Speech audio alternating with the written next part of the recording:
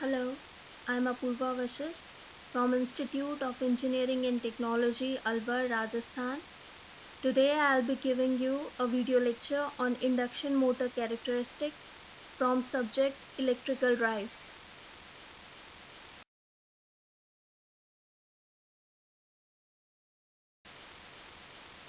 Well, you can consider it as a part 1 of the induction motor video lecture. Therefore, very basic topics will be covered in this video lecture. These are types of electrical motors, introduction of induction motor, principle of operation, speed and slip, and equivalent circuit of induction motor.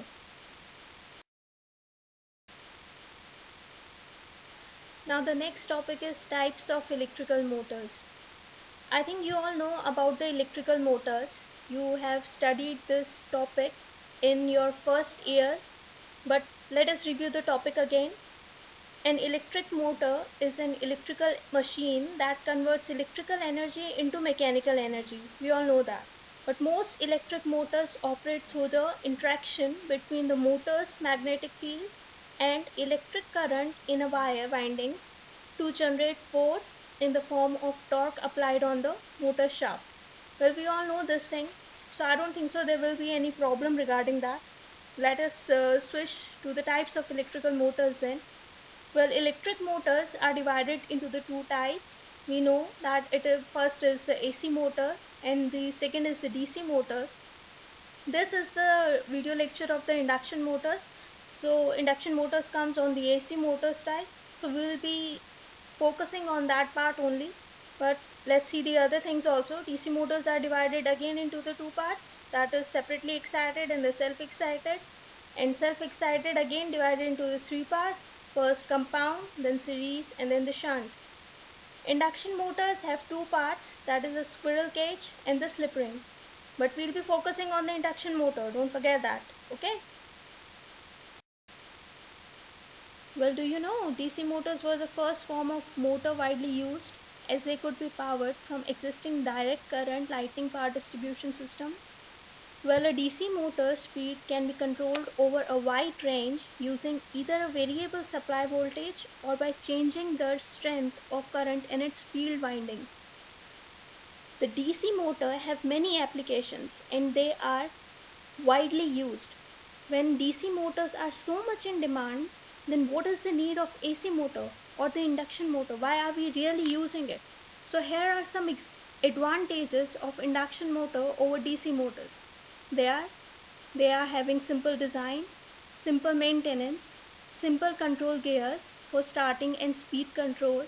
They are high efficiency, they are low cost, it can be operate in dusty, and because the brushes are not being used, therefore there is no possibility of sparking, no commutator rings. Single phase induction motor is not a self-starting and three-phase induction motor is self-starting. Now let us start with the induction motor. We all know that the induction motor is an AC motor and it is also called as a synchronous motor. Why?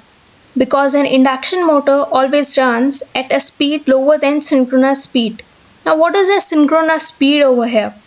Synchronous speed means the speed of the rotating magnetic field in the stator. Now here are the two main parts which the induction motor consists. First is the stator, second is the rotor. We know that the stator is the static part or the stationary part of the motor, and the main function of the stator is to generate the rotating magnetic field. Next is the rotor, that is the rotating part of the motor and is also called as the rotating armature. The rotor core and the rotor winding are the part of the rotor. Well, between the stator and the rotor there is a air gap which is of the range of 0.4 to 4 millimeters. That range is taken according to the power requirement. Next is the stator construction. The stator construction consists of the steel frame which is laminated and the holes are evenly spaced slots that are punched. It is to support the stator winding. The rotor are also punched lamination which are stacked together to hold the rotor windings. The diagram is given of the stator and the rotor in this slide. Next is the principle of operation of induction motor. Well, in a DC motor, supply is needed to be given for the stator winding as well as the rotor winding. In synchronous machine, AC excitation is given to the stator and the DC excitation is given to the rotor, therefore it is called as double excitation machine. Whereas in induction motor, only the stator winding is fed with an AC supply and the power is transferred from stator to rotor via induction according to Faraday law of electromagnetic induction. And that is why the induction motor is also known as singly excitation device.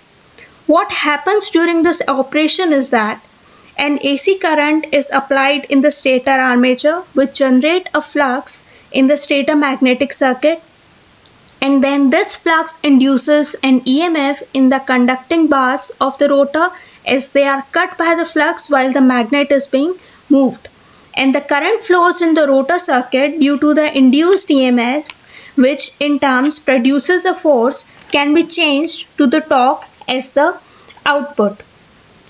Also, the rotor conductors are short circuited and hence rotor current is produced due to induced EMF. That is why such motors are called as induction motors.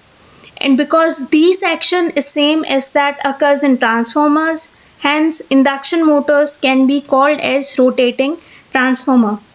Now induced current in rotor will also produce alternating flux around it, and this rotor flux lags behind the stator flux.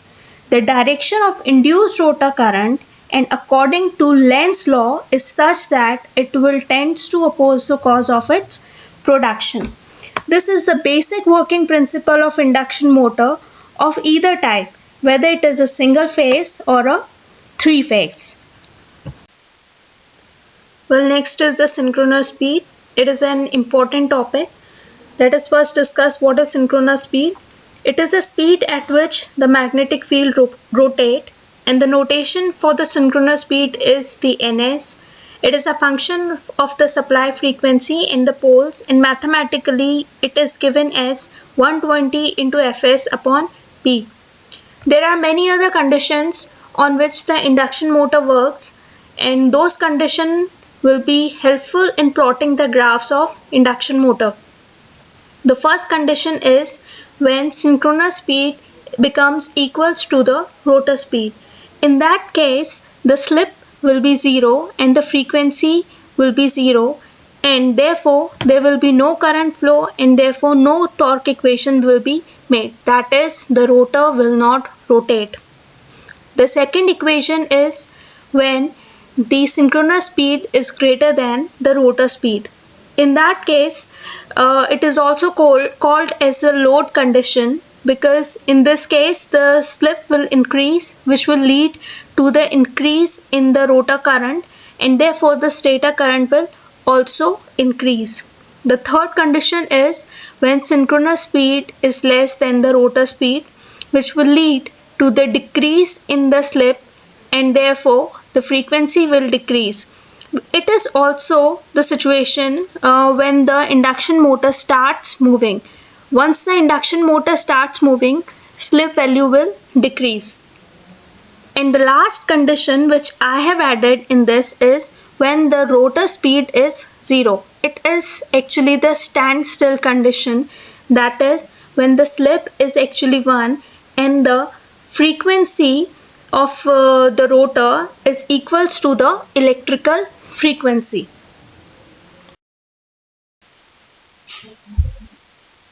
Our next topic is the speed and slip.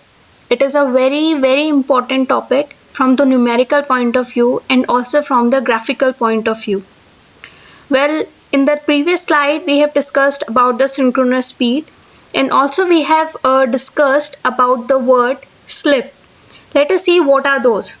You know that the motor never runs on synchronous speed, but actually it runs on the rotor speed.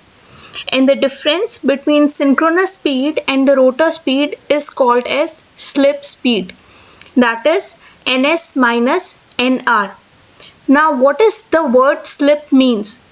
If the slip speed is measured with respect to synchronous speed, then it is called as slip, which is equals to the ns minus nr divided by ns. That is, the difference between the synchronous speed and the rotor speed is divided by the synchronous speed. These are some conditions which I have actually discussed earlier. That is, if the rotor runs at synchronous speed, that is when the ns is equals to nr, then the slip will equals to 0. We know that the slip speed is equals to ns minus nr. So when ns is equals to nr, the slip will automatically be the 0, and this is known as the imaginary condition. That is, at no load the slip is nearly 0. Next is if the rotor is stationary, that is when nr is equals to 0, then slip will equals to 1, that is at the standstill. The operation of the induction motor is in the situation when the slip is in between 0 to 1. This is the operating situation of the induction motor. The speed of the rotor is given as that nr is equals to 1 minus slip into ns, and the frequency of rotor is derived from the equation of the synchronous speed equation which we have discussed earlier, that is 120 into fs upon p. So the frequency of rotor will be derived from there, that is p into n slip upon 120.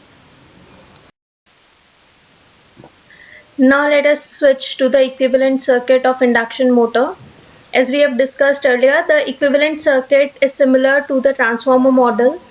There is the stator circuit, there is a rotor circuit, and in between there is a air gap, and it is given as A effective.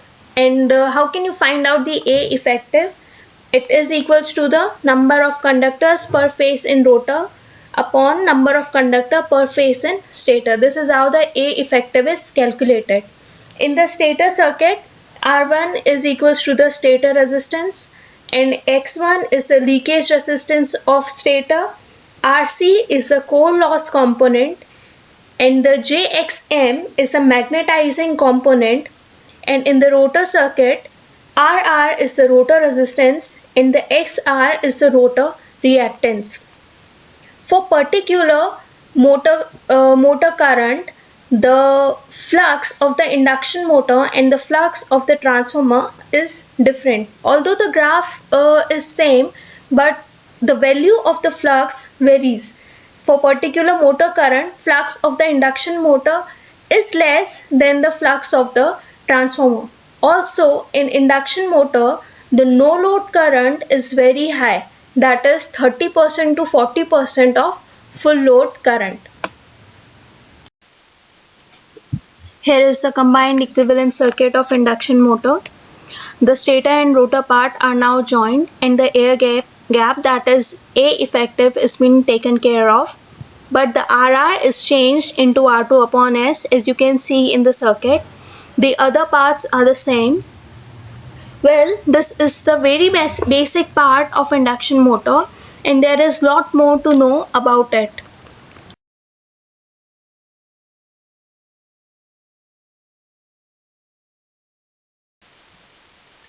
Well, I'll rest the topic here. Thank you for watching and take care.